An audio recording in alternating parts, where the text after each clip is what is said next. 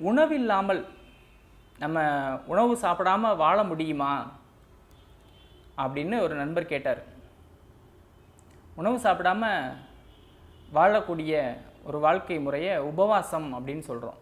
ஒரு நாள் உணவு சாப்பிடாமல் இருந்தோம் அப்படின்னா அன்னைக்கு உபவாசம் அப்படின்னு சொல்கிறோம்.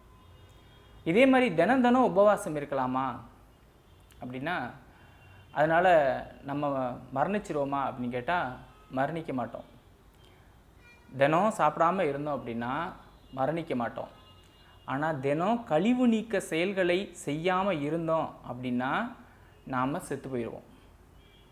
அதனால் ரொம்ப ரொம்ப முக்கியமானது உணவு உண்ணும் செயலை விட கழிவு நீக்க செயல்கள் தான் ரொம்ப ரொம்ப முக்கியமான செயல்கள்.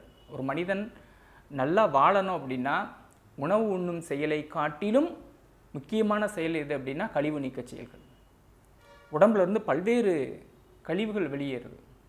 நம்மளுடைய ஆசனவாய் வழியாக ஒரு கழிவு வெளியேறுது. அதுக்கு பேர் மலம் அப்படின்னு சொல்கிறோம். மஞ்சள் கலராக இருக்குது. வாய் மூக்கு மூலியமாக ஒரு கழிவு வெளியேறுது. அதுக்கு பேர் வெள்ளை மலம் அப்படின்னு பேர். இந்த வெள்ளை மலம் அது மாதிரி கண்ணுலேருந்து என்ன வரும், கண்ணுப்பூளை, அது ஒரு கழிவு வெளியேறும்.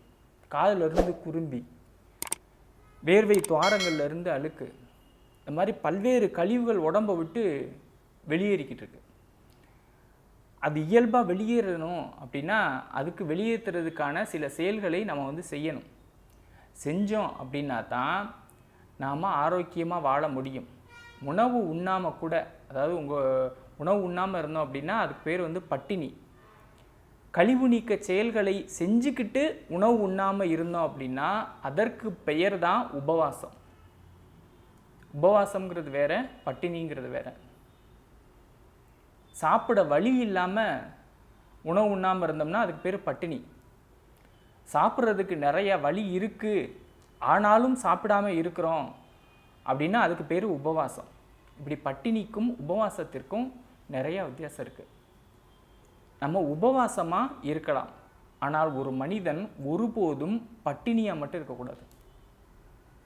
உபவாசமாக வேணா இருக்கலாம், கழிவு நீக்க செயல்களை செஞ்சுக்கிட்டு சாப்பிடாமல் இருக்கலாம்.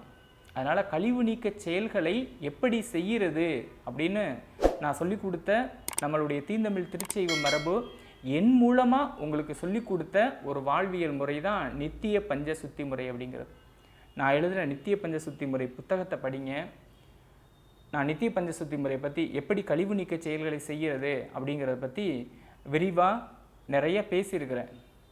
அந்த பேச்சுக்களை கேளுங்க. அந்த நித்திய பஞ்ச சுத்தி முறையை பின்பற்றுங்க. அது ரொம்ப அவசியம். உணவு உண்டுக்கிட்டு வாழ்கிறதும் உணவு உண்ணாமல் வாழ்வதும் அது உங்களுடைய விருப்பம் சார்ந்தது. எந்த உணவையும் சாப்பிடுங்கன்னு நான் திணிக்கிறதும் கிடையாது, எந்த உணவையும் சாப்பிடாதீங்கன்னு நான் தடுக்கிறதும் கிடையாது. அது உங்களுடைய விருப்பம்.